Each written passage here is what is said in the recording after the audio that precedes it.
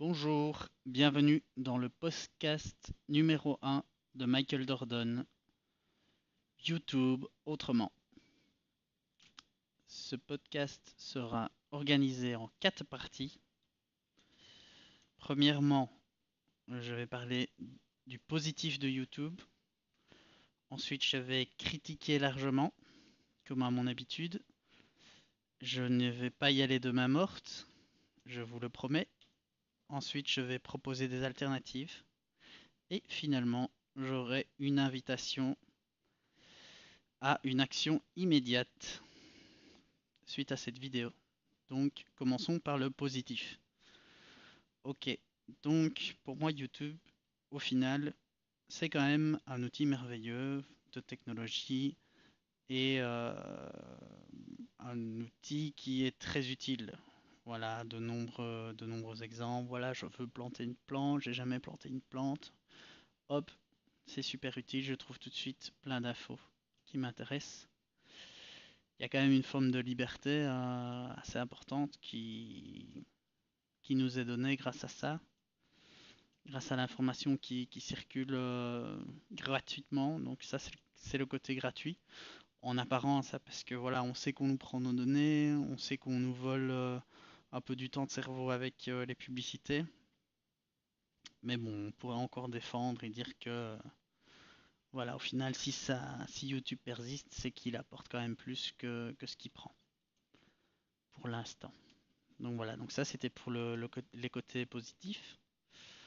Alors maintenant je vais critiquer, parce que j'aime bien être critiqué. Donc je vais partir d'un constat. Le constat que tout le monde sait ça maintenant, tout le monde en prend vraiment conscience, c'est que voilà, les technologies de l'information, donc la télévision, Internet, les smartphones, les ordinateurs et tutti quanti, et aujourd'hui ça a eu des graves répercussions sur la société, au niveau de notre cerveau, qui cherche tout le temps à être gratifié, donc par des notifications, par des vidéos YouTube qui nous animent, qui nous donnent de l'excitation, et notre cerveau en veut toujours plus. Donc on devient des consommateurs de vidéos. Ça devient vraiment comme un produit, quoi. Ce que je constate également, c'est qu'il n'y a pas de catégorie dans YouTube. Ou en tout cas, je les ai cherchées, je ne les ai pas trouvées. Elles ne sont pas mises en avant. J'ai vu un vieil article de blog qui montrait comment trouver les catégories, mais voilà. Je pense que on n'est pas amené à prendre l'initiative et à faire des efforts pour essayer de chercher vraiment des informations qui pourraient nous intéresser par catégorie, par sujet. Il n'y a pas vraiment de découverte. La seule découverte qu'il y a et qui est mise en avant, c'est les vidéos populaires, donc avec un nivellement vers le bas. Donc ça, tout le monde l'a remarqué.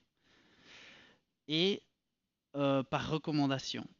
Donc ça, une espèce de votre esprit, les informations qui vous viennent sont similaires aux autres, et donc c'est censé vous intéresser également, avec un algorithme qui ne comprend pas, qui est tout simple en fait, qui fait juste des comparaisons de mots-clés, et qui vous sert toujours un peu du contenu ou du contenu similaire, et donc vous êtes renfermé vous êtes tenté de vous renfermer dans vos idées, etc.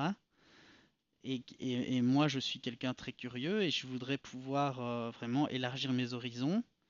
Mais voilà, je veux taper un mot-clé et il faut que je trouve moi-même un nouveau mot-clé. Et qu'est-ce que je vais taper, quoi. Donc c'est dur. La découverte demande un effort plus important que ce qui pourrait être fait si on nous mettait des catégories, etc. Ou si on nous proposait des vidéos qui étaient totalement différentes avec ce que nous, on regarde habituellement. Donc voilà, au final, YouTube, qui pourrait être un outil pour ouvrir notre esprit, c'est surtout un outil pour nous divertir. Voilà, donc on n'évolue pas beaucoup avec ça. On se divertit principalement. Et donc ça c'est un problème, quoi. Voilà, on est là face à un outil merveilleux et je trouve que on n'en fait pas un bon usage et on n'est pas poussé à en faire un bon usage. Donc voilà, ça c'est mon constat global. Maintenant, les causes. Bah, les causes pour moi, il y en a qu'une seule, c'est l'argent et la gloire. Donc il y a une compétition pour gagner le plus d'argent et pour avoir la gloire, donc avoir le plus de choses possibles, de vues, etc. Et voilà, YouTube, bah, son but c'est de faire du fric, évidemment, c'est pas de changer le monde. Ce qui est un peu dommage, voilà, et ce qui serait pas obligé d'être le cas si on ne vivait pas dans un monde aussi capitaliste. Ok. Abordons maintenant les techniques qui sont mises en œuvre pour justement gagner de l'argent et de la gloire, et qui ne sont pas nécessairement positives, qui n'apportent rien de spécial à l'outil, et qui au contraire en diminuent la qualité. Donc bah, les animations, ouais, on nous met des animations en tout genre, dans tous les sens, on fait un effort, etc. Bon, bah, pour que ce soit plus digeste, pour que ça nous attire, etc. Mais voilà, à un moment ça devient trop, hein, ça part dans tous les sens, c'est flashy, c'est flashy, c'est flashy. Et c'est celui qui a la meilleure animation qui va avoir le plus de vues. Ça nous divertit, mais ça nous détourne de la vraie information et, et d'un objectif qui pourrait être plus d'évolution pour l'humanité. Alors, donc ça, c'est toutes les techniques d'animation. Et puis alors, je voudrais en souligner une en particulier, c'est les coupures. Donc vraiment, il n'y a plus une seule seconde à perdre, il ne faut pas un seul blanc. Donc on voit le mec qui parle, et puis la mini seconde entre deux phrases qui s'est arrêtée, bah, il la coupe quoi. Donc ça fait des saccades, et ça augmente le niveau, ça augmente la cadence, pardon. Et donc oui, c'est super addictif et tout ça, mais on n'a même plus le temps de penser. Donc ça, faut arrêter avec ça, c'est mauvais. Puis bon, il y a du marketing en tout sens, dans tous les sens évidemment, hein. Donc on tape le logo bien en évidence, hop, on est prêt à tout, etc. Donc c'est-à-dire on va couper les vidéos en plusieurs fois pour avoir plus de vues, ce genre de choses. Voilà. Beaucoup du sexe. Voilà, j'en vois une, elle est végane. C'est cool ce qu'elle fait. Elle fait du contenu et tout intéressant qui est bon. Mais bon, elle s'est refait les nichons et elle arrête pas de les montrer. Donc au final, moi quand je vois les vidéos, évidemment, je suis attiré par ces vidéos-là. Et peut-être moins par une autre qui n'a peut-être pas des beaux seins, mais qui a peut-être un meilleur contenu. Donc voilà. Hum, alors on n'arrête pas de pousser évidemment à s'abonner, à dire oui, faites des commentaires, partagez. Voilà, et pousser comme ça, bah, à mon avis, ça sert pas à grand-chose. Et puis, c'est pousser les gens au lieu de se dire, bah oui, ils vont partager. D'abord, ils vont exercer leur esprit critique et ils vont uniquement partager ou commenter les choses qui en valent la peine. Et puis après, bon, bah, on nous demande de l'argent, on nous demande de l'argent, on demande des dons, etc. Il y en a qui sont pour, il y en a qui sont contre. Mais voilà, tout ça, ça vient dans l'histoire et ça vient un peu perturber le fond, quoi. Donc voilà, j'ai pas vraiment été dans les détails en train de chercher 1100 000 techniques, mais en gros, tout est mis en œuvre vraiment pour qu'on regarde les vidéos, pour qu'on s'abonne, pour qu'on, voilà, oui, ouais, voilà, faut regarder plus, tout le temps plus et tout ça. Et à un moment, ça devient une folie, il faut arrêter avec tout ça. Voilà. Et alors, bah, quelles sont pour moi les conséquences néfastes de tout ça? Bah, ça devient une espèce de drogue, YouTube. C'est sans fin. On peut regarder, et moi-même j'ai eu le cas, parfois on regarde YouTube, on en regarde une, on en regarde deux, et puis on s'arrête pas pendant plusieurs heures, quoi. Ça, c'est vraiment pour les vrais accros. Mais pour les autres, bah, il y a quand même une espèce de, voilà, quand c'est pas Instagram, c'est Facebook, c'est YouTube.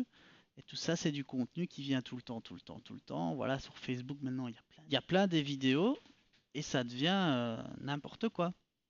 Donc, il y a une forme d'insatisfaction. Je veux dire, on en veut toujours plus. YouTube, on en veut toujours plus. J'ai pas vraiment l'impression que ce soit anti-stress, donc je vois pas à quoi ça sert de regarder autant de vidéos. On a l'impression qu'au final, on a été hypnotisé sur la forme, mais est-ce qu'on a fait une pause sur le fond? Est-ce qu'on a réfléchi à si tout ça a un sens dans nos vies? Et est-ce qu'on a envie de l'appliquer? Voilà, il n'y a pas vraiment de suivi derrière quand ça devient trop trop. Donc voilà, il y a toutes ces conséquences-là. Et puis bon, il y a un nivellement par le bas. Donc ça c'est vraiment grave. Il y a tout et n'importe quoi et c'est pas du bon quoi. Quand on regarde ce qui est populaire, ben on a compris. Et on se dit tiens c'est bizarre, comment ça se fait que c'est ça qui est populaire. Ce qui est populaire c'est le fond du panier. C'est ça ce que les gens aiment. Les gens regardent ça. Et ce qu'on nous recommande, bah, c'est un espèce d'ersatz de ce qu'on a déjà vu, donc de ce qu'on aime, et ça nous conforte dans ce qu'on aime. Donc voilà. À partir d'un outil, donc dans ma première partie, j'avais quand même dit pas mal de positifs. Là, je viens de critiquer à fond, et je trouve ça un peu dommage, à partir d'un outil qui a un tel potentiel, d'avoir au final une qualité finale qui est un peu basse et une utilisation qui pourrait être bien meilleure. Donc c'est là qu'on arrive à la troisième partie où je vais vous proposer une vision alternative comme j'aime de le faire. Donc la première chose ce serait de se concentrer sur le fond. Donc c'est-à-dire que on va pas essayer de mettre une personne en avant. Donc je vais pas me filmer comme un con devant ma caméra, à me regarder moi-même, à ce que vous me regardez, et à essayer comme ça de me mettre en avant. Voilà, je suis Michael Jordan et je fais ceci, je fais cela, je suis habillé comme ceci, je suis habillé. Non, on met ça de côté, on met la personne de côté pour se concentrer sur le fond. Je vais même plus loin que ça et je dis voilà, c'est pas l'usage initial de YouTube, mais moi j'en fais un podcast. Donc il n'y a que de l'audio, il y a une image, éventuellement quand même quelques schémas explicatifs, on ne sait jamais. Mais pour l'instant, je m'en tiendrai à ça. Et je voudrais aussi penser à faire des pauses réflexion. Donc voilà, là je vais compter jusque 20 dans ma tête. Et tiens, vous allez pouvoir réfléchir pendant ce temps-là. Ah tiens, qu'est-ce qu'il dit est-ce que je suis d'accord, je suis pas d'accord, est-ce que ça a un sens? Donc voilà, c'est parti.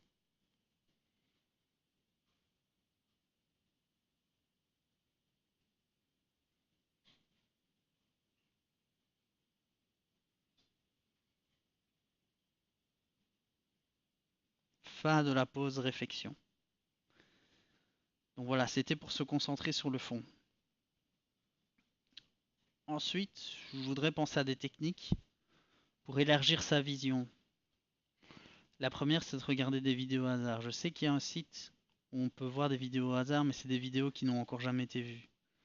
Donc voilà, s'il y en a un qui déniche un site comme ça, ce serait bien.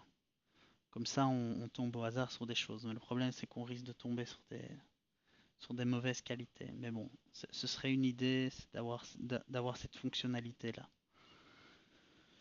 Une autre idée qui me paraît plus applicable tout de suite, c'est de regarder les vidéos du compte d'un ami. Donc ça m'intéresse grandement.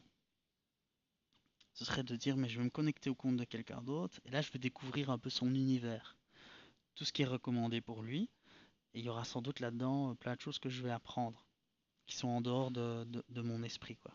Vu que la machine nous conditionne pour rester dans la même matrice. Une autre idée d'alternative qui serait plus un changement radical, bon c'est fort utopique, mais je le soulève quand même. Ce serait que YouTube fonctionnerait plus selon un modèle peer-to-peer. Voilà, ça doit sans doute exister ou ça a sans doute déjà testé, mais ça ne fonctionne pas parce que c'est pas capitaliste et ça ne ramène pas de l'argent. voilà, peer-to-peer, donc décentralisation, réseau de réseau, et faire que voilà, les vidéos YouTube, elles se partagent entre les gens selon voilà, selon un programme qui est partagé, qui est répliqué partout. Donc voilà, idée folle anarchique que je lance comme ça, comme une bouteille à la mer. Et plus concrètement, comment est-ce qu'on peut sortir du système, entre guillemets, c'est-à-dire du mouvement dans lequel la société nous pousse inexorablement. Donc voilà, si on veut aller un peu à contre-courant de manière positive, bah, la première chose, et moi le premier, c'est de diminuer les écrans. Donc ça, tout le monde le sait, personne ne le fait. Ou certains le font, certains, voilà, chapeau à ceux qui le font. Moi, c'est pas souvent le cas. Alors, on peut essayer de se dire, voilà, un maximum de vidéos par jour, mais bon, si on combine tous les médiums, Facebook, etc., il faudrait juste diminuer le nombre d'écrans, quoi, le temps d'écran. Si on commente, bah, faudrait commenter constructivement en essayant d'apporter quelque chose à l'édifice.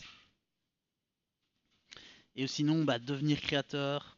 Pour moi, créer ce podcast, bah, c'est essayer de relever le contenu, relever le niveau. Enfin, ce que moi j'estime soulever le niveau. Après, chacun a son avis.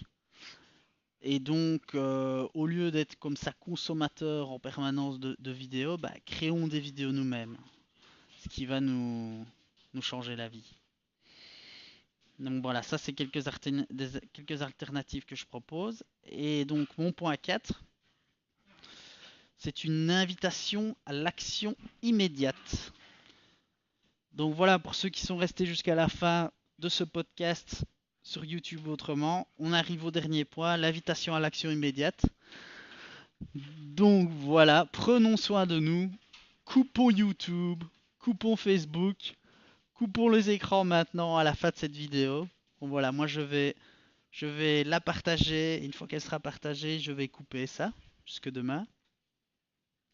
Et donc faisons des activités alternatives qui ont un impact positif sur notre cerveau, prenons soin de notre cerveau, et sur notre stress, faisons descendre le stress.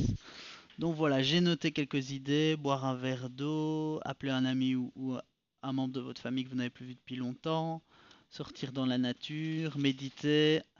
Vous êtes fatigué, vous avez trop travaillé, vous en faites trop, allez dormir tout simplement. Respirez profondément quelques minutes. Allez courir, voilà, bam, on prend ses chaussures, on va courir. On écrit une liste des choses positives dans sa vie. On va et on lit un livre, donc ce qui est évidemment bien mieux que de regarder YouTube, Facebook, etc. On sourit, voilà, vous êtes dans le métro là, vous ne pouvez rien faire de tout ça, bah, souriez à un inconnu. Donc voilà, cette invitation à l'action immédiate, le but c'est de ne plus être un robot, de ne plus agir comme un robot, mais d'exercer notre liberté maintenant en faisant une activité différente. Voilà. Au lieu de dire on va passer d'une vidéo YouTube à l'autre, d'un programme de TV à l'autre, de Facebook à Instagram à WhatsApp, on coupe tout ça et on fait quelque chose de différent.